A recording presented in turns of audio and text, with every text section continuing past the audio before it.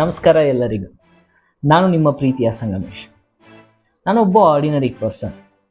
ಆದರೆ ಇವತ್ತು ನಾನು ಶೇರ್ ಮಾಡೋಕ್ಕೆ ಹೊರಟಿರೋ ಕತೆ ನನ್ನ ಜೀವನದ ಒಂದು ಸ್ಪೆಷಲ್ ಮೂಮೆಂಟ್. ನನ್ನ ಫಸ್ಟ್ ಸ್ಯಾಲ್ರಿ ಆಗಿರೋ ಆ ದಿನ, ಆ ಎಕ್ಸೈಟ್ಮೆಂಟ್, ಆ ಮೆಮೊರೀಸ್ ಮತ್ತು ಅಮ್ಮನ ಜೊತೆ ಆಗಿರೋ ಆ ಒಂದು ಸ್ಪೆಷಲ್ ಅನ್ಫಾರ್ಗೆಟಬಲ್ ಮೂಮೆಂಟ್ ಬಗ್ಗೆ ಮಾತಾಡೋಣ. ಬನ್ನಿ ಆ ಜರ್ನಿನ ಮತ್ತೊಮ್ಮೆ ನಾವೆಲ್ಲರೂ ಇನ್ನೊಂದು ಸಾರಿ ನಡೆಯೋಣ. Welcome all. ಸೊ ಪ್ರತಿಯೊಬ್ಬರ ಲೈಫ್ನಲ್ಲೂ ಒಂದಿಷ್ಟು ಮೂಮೆಂಟ್ಸ್ ಅಂತ ಇದ್ದೇ ಇರುತ್ತೆ. ಅದೆಷ್ಟೇ ವರ್ಷ ಆದರೂ ಕೂಡ ಅದನ್ನು ಒತ್ತ ಮರೆಯೋಕ್ಕಾಗಲ್ಲ. ಅದೇ ಥರ ನನ್ನ ಜೀವನದಲ್ಲೂ ಒಂದು ಸ್ಪೆಷಲ್ ಮೂಮೆಂಟ್ ನಡೀತು. ಅದೇ ಈ ಫಸ್ಟ್ ಸ್ಯಾಲ್ರಿ ಅಮೌಂಟ್ ಬಂದಾಗ. ಆ ದಿನ ಬ್ಯಾಂಕ್ ನೋಟಿಫಿಕೇಷನ್ ಬಂದಾಗ ಅದು ಜಸ್ಟ್ ಸ್ಯಾಲ್ರಿ ಅಮೌಂಟ್ ಮೆಸೇಜ್ ಅಲ್ಲ,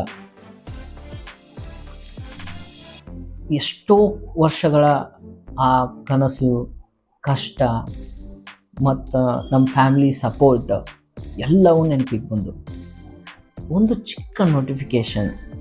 ಆದರೆ ನನ್ನ ಜೀವನದಲ್ಲಿ ನಡೆದಿರೋ ಅದು ಒಂದು ದೊಡ್ಡ ಟರ್ನಿಂಗ್ ಪಾಯಿಂಟ್. ಅದೇ ಮೂಮೆಂಟಿಂದ, ಅದೇ ಟರ್ನಿಂಗ್ ಪಾಯಿಂಟಿಂದ ಈ ನನ್ನ ಕತೆ ಶುರುವಾಗುತ್ತೆ. ಆ ನೋಟಿಫಿಕೇಷನ್ ನೋಡಿದ ತಕ್ಷಣ ನಾನು ಆ ಕ್ಷಣದಲ್ಲಿ ಇದ್ದಿದ್ದೇ ಇಲ್ಲ. ಅದು ಜಸ್ಟ್ ನನ್ನ ಚೈಲ್ಡ್ಹುಡ್ಗೆ ಕರ್ಕೊಂಡು ಹೋಗ್ಬಿಡುತ್ತೆ. ಚಿಕ್ಕವನಿದ್ದಾಗ ಕಂಡಿರೋ ಆ ಎಲ್ಲ ಕನಸುಗಳು, ಕಷ್ಟಪಟ್ಟಿರೋ ದಿನಗಳು, ಅಪ್ಪ ಅಮ್ಮ ಪಟ್ಟಿರೋ ಆ ಕಷ್ಟಗಳು ಎಲ್ಲ ನೆನಪಾಯಿತು. ನಾನು ಗಳಿಸಿದ ಈ ಫಸ್ಟ್ ಸ್ಯಾಲ್ರಿ ಇದು ಜಸ್ಟ್ ದುಡಿಮೆಯ ಫಲ ಅಲ್ಲ. ಅದರಿಂದ ನನ್ನ ಅಪ್ಪ ಅಮ್ಮರ ತ್ಯಾಗ, ನನ್ನೆಲ್ಲ ಕನಸುಗಳು ಮತ್ತು ನನ್ನ ಪ್ರತಿ ಹೆಜ್ಜೆ ಇದೆ. ಆ ಕ್ಷಣದಲ್ಲಿ ಒಂದೇ ಒಂದು ಅನಿಸಿದ್ದು ಏನಂದರೆ, ನಾವು ಎಷ್ಟೇ ಸ್ಯಾಲ್ರಿ ಗಳಿಸಿದ್ರು, ಎಷ್ಟೇ ಅಮೌಂಟ್ ಗಳಿಸಿದ್ರು ಅದು ಎಷ್ಟು ಅಂತ ಮುಖ್ಯ ಅಲ್ಲ, ಅದ್ರ ಹಿಂದೆ ಆಗಿರೋ ಆ ಕತೆ ಎಷ್ಟು ದೊಡ್ಡದು ಅನ್ನೋದು ಮುಖ್ಯ. ಸರಿ, ಸ್ಯಾಲ್ರಿ ಬಂದಿತ್ತು, ಖುಷಿ ಇತ್ತು, ಎಕ್ಸೈಟ್ಮೆಂಟ್ ಇತ್ತು. ಯಾಕೋ ಮನಸ್ಸಿಗೆ ಒಂಥರ ಕಷ್ಟ. ಈ ಫಸ್ಟ್ ಸ್ಯಾಲ್ರಿಯಿಂದ ಏನು ಮಾಡಬೇಕು, ಏನು ಬಿಡಬೇಕು ಒಂದು ಗೊತ್ತಾಗ್ತಾ ಇದ್ದಿಲ್ಲ. ಸೊ ಮನಸ್ಸು ಹೇಳ್ತಾ ಇತ್ತು, ಸೀದಾ ಮನೆ ಕಡೆ ಹೋಗು, ಅಪ್ಪ ಅಮ್ಮಗೆ ತೋರಿಸು ಅಂತ. ಅದೇ ಥರ ಮನೆ ಕಡೆ ಬಂದೆ. ಮನೆಗೆ ಬಂದೆ, ಅಪ್ಪ ಅಮ್ಮಗೆ ಹೇಳಿದೆ. ಫಸ್ಟು ಹೇಳೋ ಮುಂಚೆ ಅವರಿಗೆ ನನ್ನ ಸ್ಯಾಲ್ರಿ ಕ್ರೆಡಿಟ್ ಆಗಿ ಅಮೌಂಟ್ ತಗೊಂಡ್ಬಂದಿರೋ ಅಮೌಂಟ್ನ ಕೊಟ್ಟೆ. ಅವರಲ್ಲಿ ಆ ಮುಖದಲ್ಲಿರೋ ಆ ಒಂದು ಖುಷಿ ಇತ್ತಲ್ಲ, ಯಾವ ಅವಾರ್ಡ್ ಕೊಟ್ಟರೂ ಸಿಗಂಗಿಲ್ಲ ರೀ. ಒಂಚೂರು ಆ ಕಣ್ಣಲ್ಲಿ ಆ ನೀರು ಬಂತಲ್ಲ, ಸಾಕು ರೀ.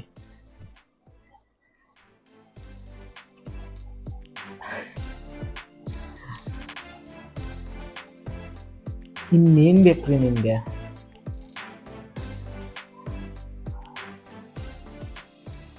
Literally, I was the so happiest person, happiest son in the world ಅಂತ ಅನ್ನಿಸ್ತು. That's all we wanted. All son, daughters, children, kids. ಇನ್ನೇನು ಗಳಿಸ್ಬೇಕು ನೀನು ಅಪ್ಪ ಅಮ್ಮನಿಂದ? ಇನ್ನೇನು ಬಯಸ್ತೀಯ ಅಪ್ಪ ಅಮ್ಮನಿಂದ? ಆ ಒಂದು ಪ್ರೀತಿ, ಆ ಖುಷಿ ಸಾಕು. That's the moment when I decided, ಏನಾದರೂ ಆಗಲಿ ಜೀವನದಲ್ಲಿ ಇವ್ರನ್ನ ಚೆನ್ನಾಗಿರಬೇಕು, ಇವ್ರ ಮುಖದಲ್ಲಿ ಯಾವಾಗಲೂ ಖುಷಿ ಇರಬೇಕು, ಅವ್ರನ್ನ ಯಾವಾಗಲೂ ಸಂತೋಷವಾಗಿರಬೇಕು ಅನ್ನೋದೊಂದು ಬಿಟ್ಟರೆ ಮತ್ತೇನು ಬೇಡ ಅಂತ ಅನಿಸ್ಬಿಟ್ಟು. ಸ್ವಲ್ಪ ಕ್ರಿಂಜ್ ಅನಿಸುತ್ತೆ. It's okay. It's okay to be cringe sometimes.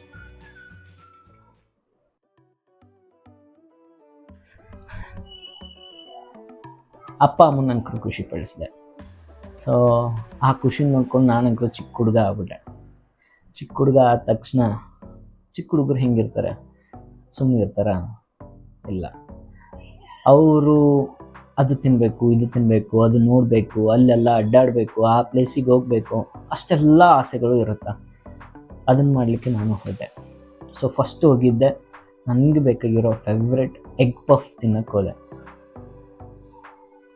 What unfortunately is ಆ ಸುತ್ತಮುತ್ತಲ ಏರಿಯಾದಲ್ಲಿ ಎಗ್ ಪಫ್ ಇದ್ದಿದ್ದೇ ಇಲ್ಲ. So what I ate is the next favourite one, the cake. So first thing I have done is I went to bakery. Cake ತಿನ್ನಕ್ಕೆ ಹೋದೆ. Cake ತಿನ್ನಕ್ಕೆ ಹೋದ ತಕ್ಷಣ ತೊಗೊಂಡೆ my favourite one cake, chocolate cake ತೊಗೊಂಡು ತಿಂತ ಅಲ್ಲಿರೋ ಓನರ್ ಹತ್ರನೂ ಮಾತಾಡ್ಸ್ಕೊಂಡು ನಿಂತೆ. So I just chilled and cherish with them. ಅವರು ತುಂಬ ಖುಷಿಪಟ್ಟರು. ಸೊ ಆಫ್ಟರ್ ದ್ಯಾಟ್ ಅದೇ ದಾರಿಲಿ ನಡ್ಕೊಂಡು ಬರಬೇಕಾದಾಗ ನನಗೆ ಒಂದು ಕುರ್ಕುರಿ ಅಂಗಡಿ ಕಾಣ್ತು. ಸೊ ಅದು ಎಂಥ ಗ್ರೋಸರಿ ಅಂಗಡಿ ಇದ್ದರೂ ಕೂಡ ಅದರಲ್ಲಿ ಕುರ್ಕುರಿ ಒಂದಿದ್ದರೆ ಆ ಹೋಲ್ ಅಂಗಡಿಗೆ ನಾವು ಕುರ್ಕುರಿ ಅಂಗಡಿನೇ ಅಂತಿದ್ವಿ. ಸೊ ಕುರ್ಕುರಿ ಯಾಕಂತ ಕುರ್ಕುರಿ ತೊಗೊಳಕ್ಕೆ ಹೋದೆ, ಕುರ್ಕುರಿ ತಿಂದೆ. So literally we use to do that Kurkure inside this fingers and one by one ಈ ಥರ ತಿಂತಾ ಬರ್ತಾಯಿದ್ವಿ. ಅದೇ ಥರ ತಿನ್ಕೊಂಡು ಬಂದೆ. ಅದಾದಮೇಲೆ bubble gum, chewing gum. So ಸ್ಕೂಲಲ್ಲಿ ಇರಬೇಕಾದಾಗ ಒಂದು ಬಬಲ್ ಗಮ್ನ 3 ಸಲ ಮೂರು ಪೀಸಸ್ ಆಗಿ ಕಟ್ ಮಾಡಿ ಆ 3 ಪೀಸಸ್ನ ಬೆಳಗ್ಗೆ ಮಧ್ಯಾಹ್ನ ಸಂಜೆ ವಾಪಸ್ ಸ್ಕೂಲ್ ಬಿಟ್ಟು ಬರಬೇಕಾದಾಗ ತಿನ್ಕೊಂಡು ಬರ್ತಾಯಿದ್ವಿ. This is how we use to be. So ಇದೇ ಥರ ನಾನು ಅವತ್ತು ಆ ದಿನ ಮಾಡಿದೆ. ಎಷ್ಟು ಸ್ಯಾಟಿಸ್ಫ್ಯಾಕ್ಷನ್ ಆಯಿತು ಅಂತ ಅಂದರೆ, ಗುರು ಏನು ಕೊಟ್ಟರೂ ಸಿಗಲ್ಲ ಗುರು ಈ ಖುಷಿ. ನೀನು ಎಂಥ ಲಕ್ಸುರಿಯೇ ಹೋಗು, ಎಂಥ ಹೈಫೈನೇ ಹೋಗು, ಸಿಗಲ್ಲ ಗುರು. ಸೊ ಎಂಜಾಯ್ ಮಾಡಿ ಬರಬೇಕಾದಾಗ ನನಗೆ ಯಾವಾಗಲೂ ಬೆಂಗಳೂರಿಗೆ ಬಂದಾಗ ಎಳ್ನೀರು ಕುಡಿಬೇಕು ಅಂತ ಅನ್ನಿಸ್ತದೆ. ಯಾಕಂದರೆ ನಮ್ಮೂರು ಬಾಗಲಕೋಟೆಯಿಂದ ಬೆಂಗಳೂರಿಗೆ ಬಂದಾಗ ಆ ಹೀಟ್ ತಾಪಮಾನ ಅದು ಎಲ್ಲ ಬಾಡಿಗೆ ಅಡ್ಜಸ್ಟ್ ಆಗ್ತಿದ್ದಿಲ್ಲ. ಸೊ ಎಳ್ನೀರು ಕುಡಿಬೇಕು ಅಂತ ಅನ್ನಿಸ್ತಿರ್ತಿತ್ತು. ಗಡ್ಡೆಕ್ಕೂ ಎಳ್ನೀರು ಕುಡಿದು ವಾಪಸ್ ಮನೆಗೆ ಬಂದೆ. ಮನೆಗೆ ಬಂದ ತಕ್ಷಣ ಚಿಲ್ಲಾಗಿ ಮಕ್ಕೊಂಬಿಟ್ಟೆ. ಇನ್ನೇನು ಬೇಕು ಗುರು ಖುಷಿಗೆ. ಫಸ್ಟ್ ಸ್ಯಾಲ್ರಿನ ಈ ರೇಂಜಿಗೆ ಎಂಜಾಯ್ ಮಾಡೋದು ನಾನೊಬ್ಬನೇ ಅಂತ ಅನಿಸುತ್ತೆ.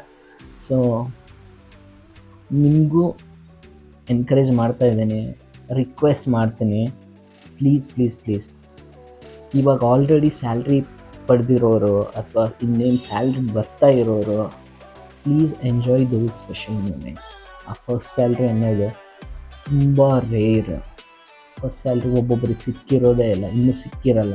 ಕಷ್ಟಪಟ್ಟರು ಒಬ್ಬೊಬ್ಬರಿಗೆ ಬಂದಿರಲ್ಲ. ನಿಮ್ಗೆ ಬರ್ತಾ ಇದೆ, ನಿಮ್ಗೆ ಬಂದಿದೆ ಅಂದರೆ you are special person, you are damn special person. You should enjoy those moments. Please enjoy. ಜೀವನದಲ್ಲಿ ಕೆಲವು ದಾರಿಗಳು ನಾವು ಓಡುತ್ತಾ ದಾಟ್ತೀವಿ, ಕೆಲವು ದಾರಿಗಳು ನಾವು ನಿಧಾನವಾಗಿ ದಾಡ್ತಾ ನೆನಪಿಸ್ಕೊಳ್ತೀವಿ. ಇವತ್ತಿನ ಈ ಕತೆ ಕೂಡ ಅಂತಹದೇ ಒಂದು ದಾರಿ. ನಮ್ಮ ಫಸ್ಟ್ ಸ್ಯಾಲ್ರಿ, ಆ ಎಲ್ಲ ಚಿಕ್ಕ ಸಂತೋಷಗಳನ್ನು ಎಂಜಾಯ್ ಮಾಡೋ ಆ ಮೂಮೆಂಟ್ ಇದೆಯಲ್ಲ, ಅದು ಒಂದು ಸಣ್ಣ ದಾರಿ. We should all walk towards that path. ಇದೇ ಈ ಒನ್ ಲಾಸ್ಟ್ ವಾಕ್ನ ಉದ್ದೇಶ. ಜೀವನದಲ್ಲಿ ಎಲ್ಲರೂ ಗಡಿಬಿಡಿಯಾಗಿ ಕೆಲಸ ಮಾಡೋ ಮಧ್ಯದಲ್ಲಿ ನಾವು ನಿಧಾನವಾಗಿ ಒಂದು ಕ್ಷಣ ನಿಂತ್ಕೊಂಡು ನಮ್ಮೆಲ್ಲ ಕನಸುಗಳನ್ನು ನೆನೆಸ್ಕೊಂಡು ಹಿಂದೆ ತಿರುಗಿ ನೋಡಲೇಬೇಕು. ನಮ್ಮ ಕತೆಗಳನ್ನು ಮತ್ತೆ ಒಂದು ಸಲ ನಾವು ಕಾಣಲೇಬೇಕು. ಸೊ ನನ್ನ ಜೊತೆ ಈ ಪಯಣದಲ್ಲಿ ಬಂದಿರೋ ನಿಮಗೆಲ್ಲರಿಗೂ ತುಂಬ ಧನ್ಯವಾದಗಳು. ಸಿಗೋಣ ಇನ್ನೊಂದು ಕತೆ ಜೊತೆ, ಇನ್ನೊಂದು ನೆನಪಿನ ಜೊತೆ, ಮತ್ತು ಇನ್ನೊಂದು ಒನ್ ಲಾಸ್ಟ್ ವಾಕಲ್ಲಿ. See you until.